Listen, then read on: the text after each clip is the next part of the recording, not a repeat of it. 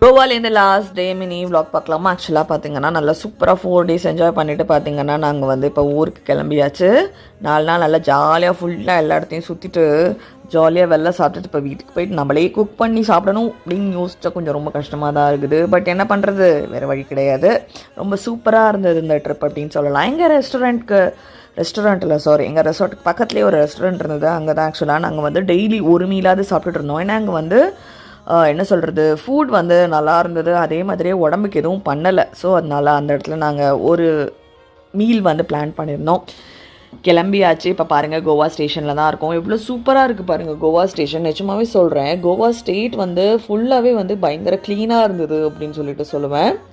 நிஜமாகவே என்னோடய எக்ஸ்பீரியன்ஸில் சொல்கிறேங்க, லைஃப்லேயே 1008 பிரச்சனை. பட் அப்பப்போ இந்த மாதிரி ஒரு ட்ரிப்பு போனால் தான் நம்மளோட மென்டல் ஹெல்த்துக்கு நல்லது. தேங்க்ஸ் ஃபார் வாட்சிங்.